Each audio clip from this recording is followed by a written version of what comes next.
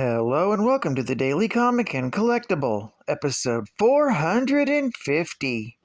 Now today, the collectible of the day is the Hasbro Toys, Marvel Comics, Marvel Legends series, Retro Collection, Jessica Drew, Spider-Woman action figure.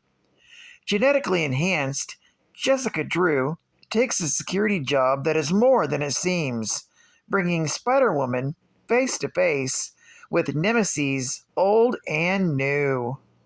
Bring the excitement and wonder of the Marvel Universe to your collection with Spider-Woman from the Marvel Legends series.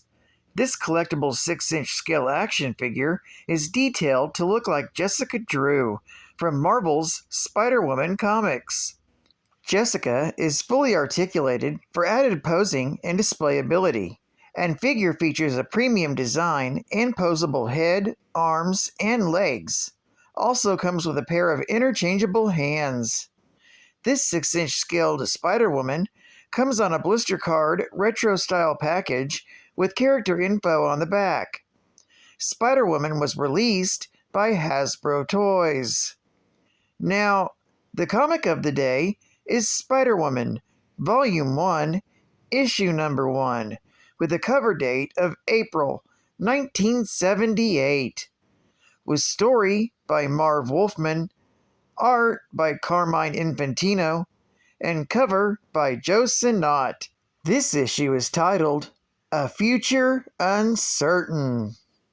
We open with Spider-Woman inside a grocery store after closing hours, thinking of stealing food.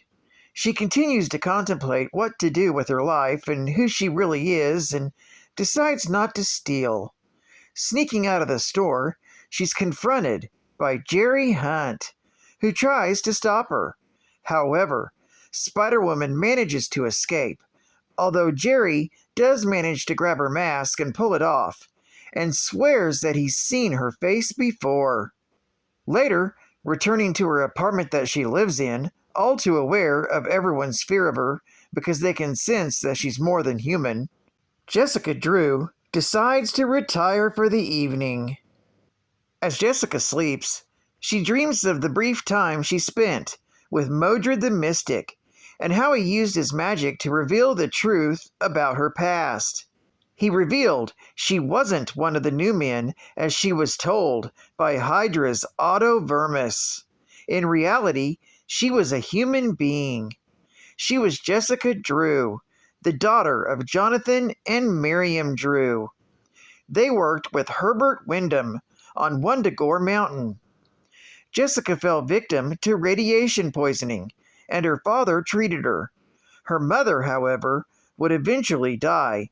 Failing to find a cure for Jessica's condition, Jonathan would leave Wundagore, leaving Wyndham to try and find a cure for the girl's radiation poisoning. Wyndham infused her with the DNA of a spider.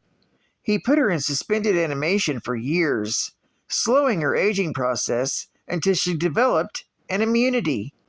Years later, long after Wyndham became the High Evolutionary, Jessica was cured of the radiation poisoning, and when she was awoken, it was discovered that she had fantastic powers she would later use as Spider-Woman.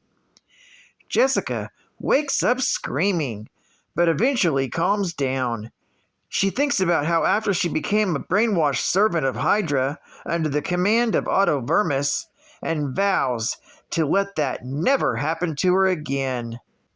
The next day, Jessica tries to find a job, but during her search, she's spotted once more by Jerry Hunt, who once more tries to stop her. Running into an alley, Jessica changes into Spider-Woman and decides to fight back. Tossing a lamppost at Jerry, she realizes that he could be killed. Quickly, she pushes Jerry to safety and flees the scene. Back home, Jessica decided she needed to do a better job at disguising herself. To do so, she alters her mask and dyes her hair black.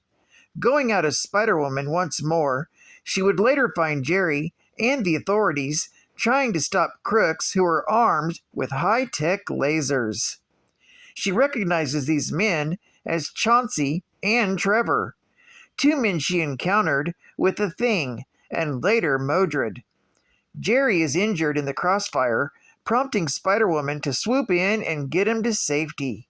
She then turns her attention to the two gunmen and discovers that she is immune to the unique radiation emitted from their weapons. She easily knocks out the two men with her venom blasts, then goes to check on Jerry. As she is distracted, Chauncey recovers and manages to shoot her from behind.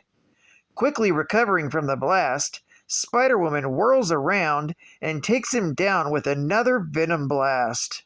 Unsure of what her part in everything is, the police attempt to arrest Spider-Woman. Despite Jerry Hunt's protests, Spider-Woman grabs Jerry and flies away to a hospital, where she administers a blood transfusion, allowing him to recover from his injuries much faster than normal. Later, not only is he surprised to learn that Spider-Woman saved his life, he's also informed that the captured criminals had stolen metal plates that they thought they could use to create billions in counterfeit money. However, a recent change in currency in the United Kingdom made this plot utterly useless. When they try to explain how Jerry's superior, Nick Fury, responded to all this, they notice that Hunt's mind is miles away, as he's still thinking about Spider-Woman.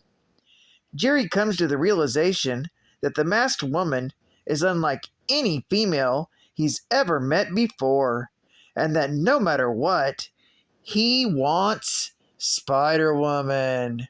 Boom, chicka, bow, bow. Geek fact: this is considered a key issue, being the debut of the new costume and the origin of Spider-Woman, Jessica Drew.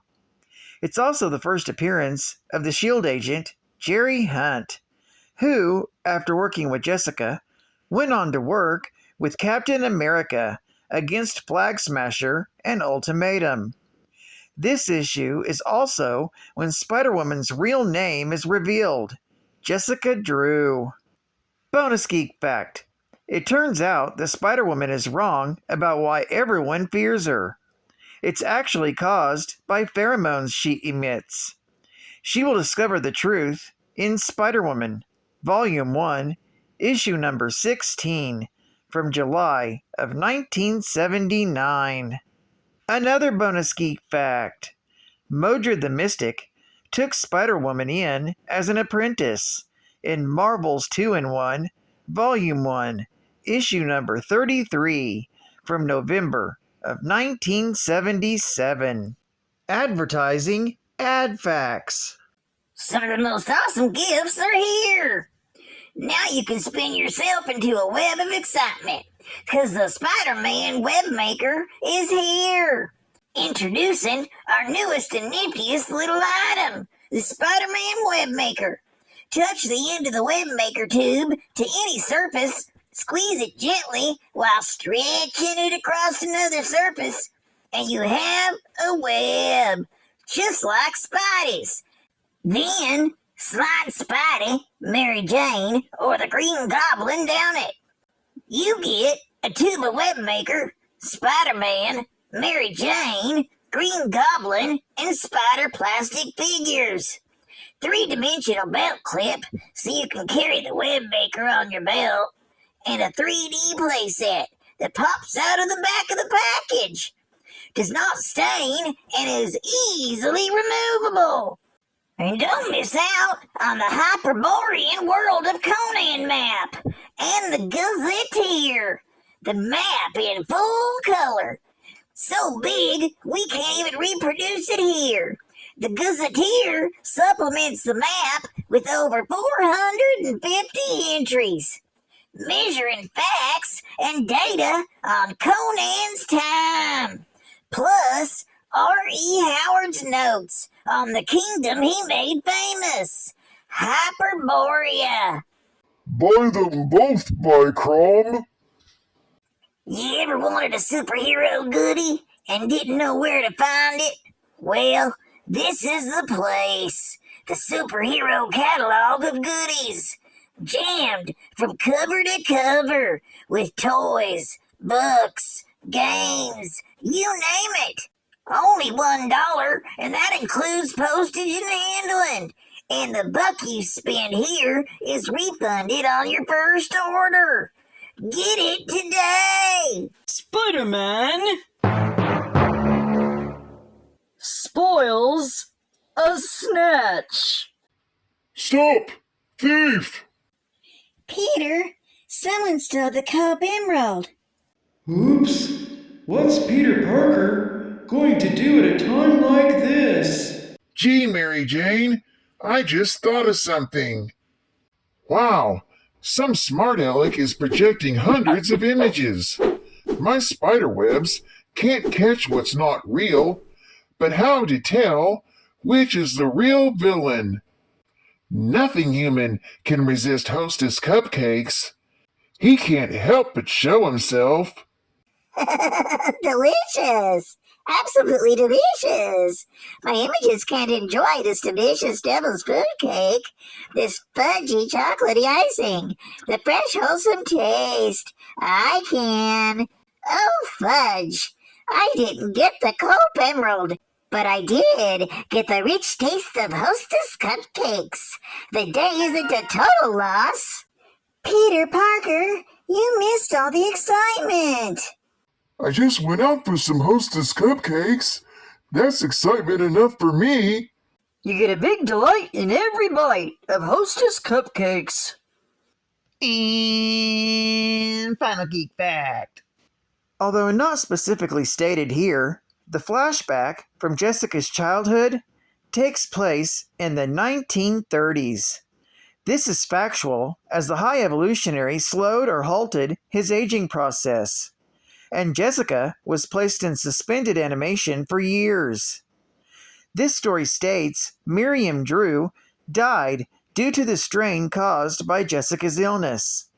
But this is contrary to New Mutants Annual Number 4 from September of 1988, which states she was murdered by Gregor Russoff, a werewolf.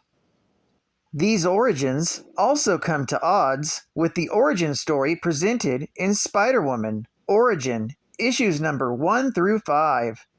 An explanation for the discrepancies between the two origins has yet to be provided. However, since Spider-Woman's origin primarily focused on how Hydra manipulates her into service, which includes implanted memories and other deceptions, the events depicted in that series is, at the very least, highly suspect, making this the most probable and correct storyline. Well, I'd like to thank you for joining me for another Daily Comic and Collectible, and I hope to see you again tomorrow. This is Cat Fan Comics Man, and I'll catch you on the flip. Over and out.